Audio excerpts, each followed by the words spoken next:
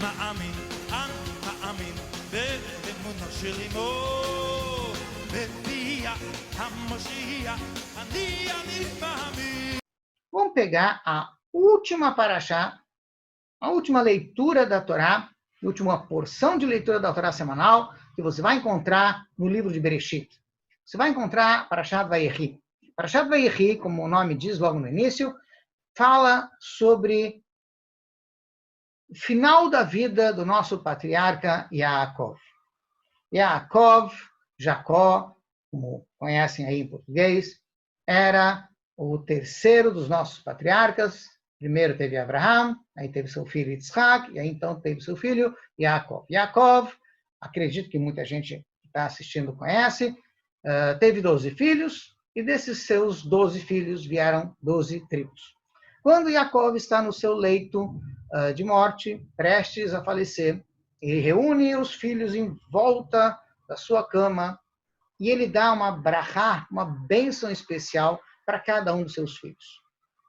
E tem um filho dele, cujo nome é Yehudá, e para esse seu filho Yehudá, Yaakov dá uma brachá especial, uma bênção especial, e ele diz para Yehudá, Lo Yasur Shevet mi Yehudá, saiba, Yehudá, que o cetro da realeza vai estar contigo, na tua tribo, Ad ki yavo Shiló, até que vai vir Shiló, e não diz quem é, Veloik Hatamim, e ele vai reunir todos os povos. E essa mensagem parece uma mensagem secreta, porque não está muito claro quem é esse Shiló, o que ele vai fazer.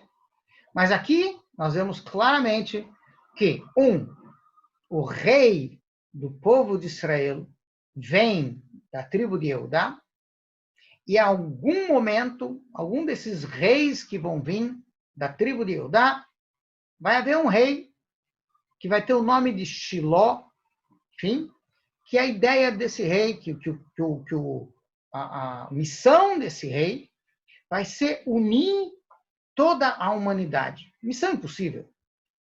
Trazer harmonia e paz para o mundo inteiro.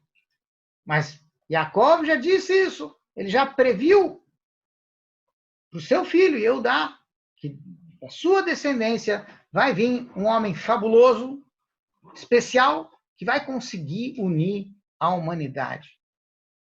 Numa época, há 3.700 anos atrás, onde nem de longe pensava-se nesse conceito de unir a humanidade, enfim. Mas já estava previsto. Muito bem.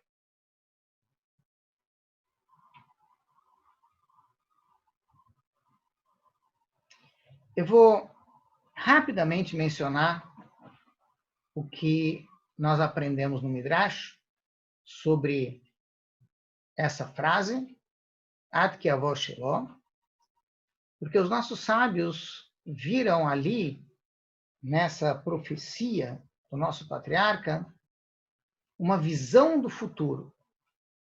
E eles fizeram questão de passar isso para a gente, porque isso foi passado tradicionalmente de geração em geração.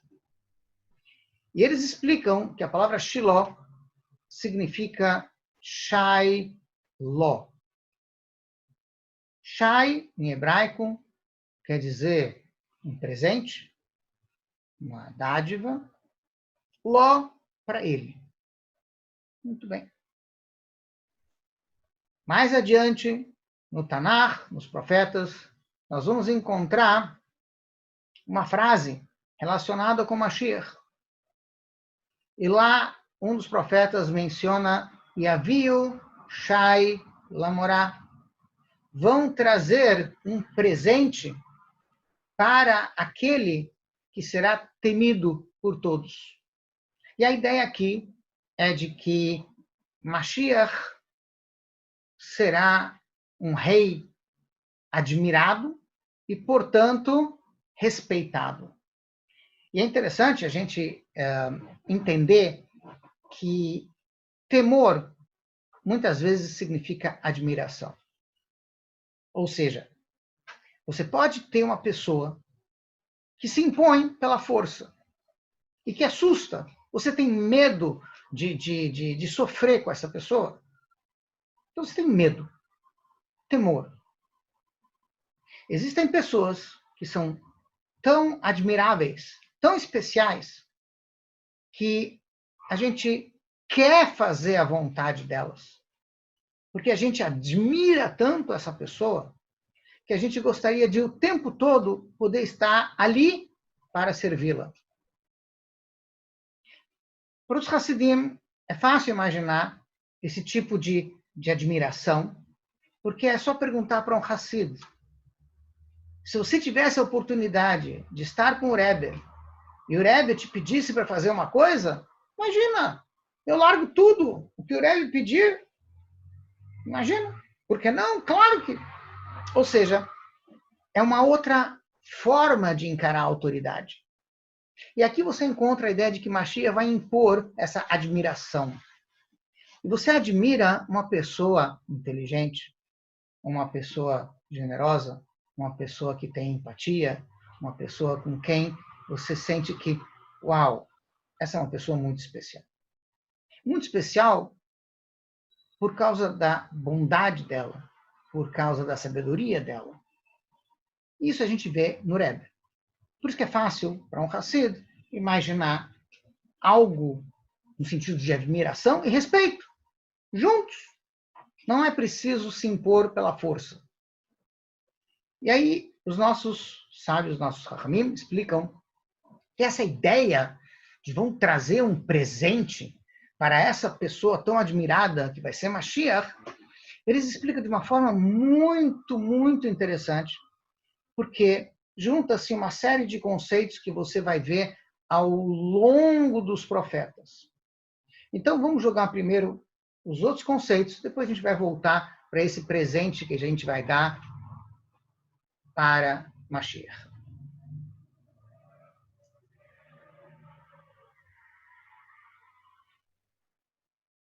Nos Neviim, nos profetas, assim como se prevê a vinda de Mashiach, está previsto também a construção de um Beit HaMikdash especial, inclusive em detalhes. Ou seja, um dos profetas, Yehezkel, que viveu durante a destruição do primeiro Beit HaMikdash. E ele estava no exílio, estava na Babilônia, seria o Iraque, o Irã hoje em dia. E lá ele teve essa profecia, e ele viu, Hashem lhe mostrou em detalhes como seria o futuro Beit HaMikdash.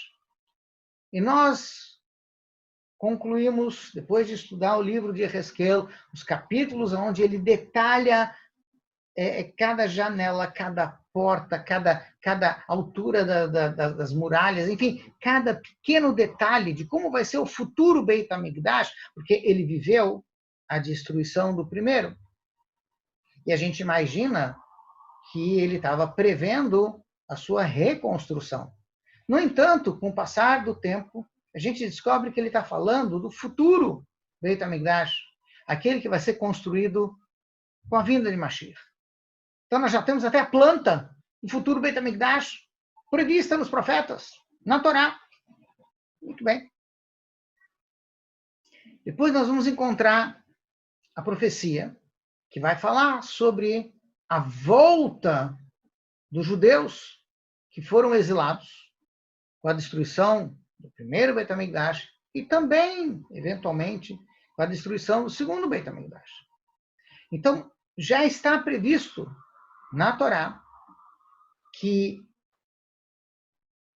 o exílio, a diáspora, o fato do povo judeu se espalhar pelo mundo, tinha que acontecer por vários motivos, não vamos entrar agora nesses detalhes, mas também está previsto que o povo vai ser reunido novamente, vai ser recolhido de cada lugar aonde ele está espalhado e levado de volta para Israel. Ve'atem tluktu echad echad, nos profetas contas que é como se Deus estivesse pegando um por um e trazendo de volta para Israel. Porque A Torá nos diz claramente, desde o início da Torá, desde Abraham, que Deus deu a terra de Israel para o povo de Israel, e o povo de Israel tem que voltar para essa terra, e ele tem que construir nessa terra o Beit HaMikdash, no nosso caso agora seria o terceiro Beit HaMikdash, cuja planta a gente já tem, inclusive nos profetas em Ezequiel. E quem é que vai fazer isso acontecer? Essa é a personalidade, essa é a função de Mashiach. Mashiach é um rei, descendente da tribo de Yehudá, e à medida que a gente for estudando o Tanakh, a gente vai descobrir que da tribo de Yehudá tem uma família, a família do rei Davi. E essa é a família que Deus escolheu para ser Mashiach, aquele que vai trazer de volta o povo para a terra de Israel e vai construir o Beit HaMikdash, o templo sagrado em Israel. Então, recapitulando rapidamente, nós sabemos que tem um escolhido para ser o rei. A gente sabe que a função desse rei, entre outras coisas, é trazer o povo de volta para Israel e construir o Beit HaMikdash. E tem uma terceira função, que é lutar contra aqueles que são os inimigos de Deus, os inimigos do povo judeu, de modo que a gente possa tranquilamente voltar a viver da forma como Deus quer que se viva em Israel, no Beit HaMikdash. Mas, lá no comecinho, a profecia que Yaakov, nosso patriarca, falou para o seu filho Yehudá, a gente diz que Mashiach não é apenas para o povo judeu. Ele vai reunir todos os povos. Ou seja, o povo judeu faz parte dessa profecia, mas a profecia abrange o mundo inteiro. A influência de Mashiach é sobre todos os povos. Ou seja, a gente deseja a paz mundial. E já desde o nosso patriarca Yaakov está se falando sobre isso. Interessante?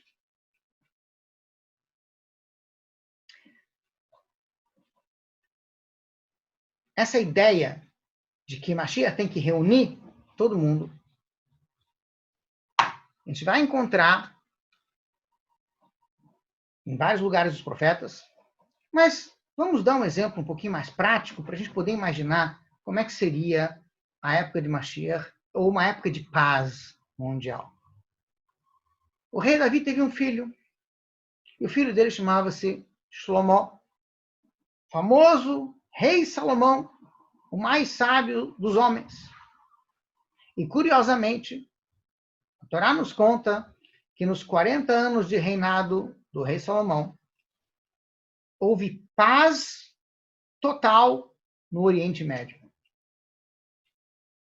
Uma coisa inédita na história mundial.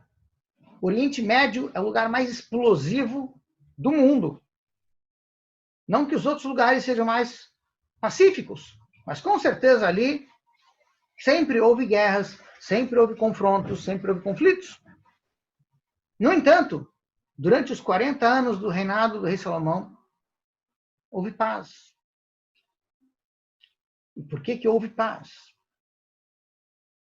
Porque o rei Salomão, com a sua sabedoria, soube unir os povos, soube mostrar aos povos que valia mais a pena se unir do que lutar. Porque eles lutando iam perder mais do que se unindo. Então nós já tivemos um momento na história da gente, na história mundial, onde houve um líder judeu, da tribo de Eudá, descendente do rei Davi, que soube, de alguma forma, trazer paz para o mundo, unir os povos. Numa comunidade talvez menor, mundial, mas ele conseguiu. Então, o modelo que a gente tem de como vai ser a época de Mashiach é algo semelhante à época do rei Salomão, onde nós vamos ter um rei, uma personalidade tão sábia, que vai causar tanta admiração no mundo inteiro, que todo mundo vai querer viver em paz com ela. Porque entrar em guerra, a gente pode ganhar muito mais estando em paz. E essa é uma das coisas que a gente prevê para a época de Mashiach.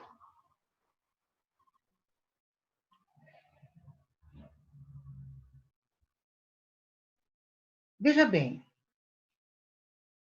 muita gente diz, é uma época de paz. Então, Mashiach é a época em que vai haver a paz mundial. E aí a gente vai para Nova York e a gente encontra um prédio. E tem uma frase dos nossos profetas, de Yeshayahu, se eu não estou enganado, na entrada desse prédio. E essa frase é: e no futuro eles vão transformar suas armas em instrumentos para arar a terra e vão viver em paz, ninguém mais vai fazer guerra com ninguém. E o nome desse prédio é a ONU. Então, para muita gente, a ONU é Mashiach. Ou deveria ser. Ou era o que eles achavam que iam ser.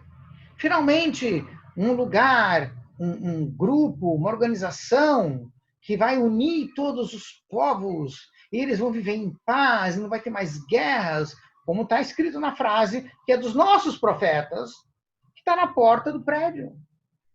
Então, todo mundo vai viver em paz. E desde que a ONU foi fundada, não tem paz. Infelizmente, as coisas não têm sido muito melhores. Eu acho que até em alguns sentidos muito piores para o povo judeu, em especial. Mas não vamos entrar nisso, já é uma outra questão.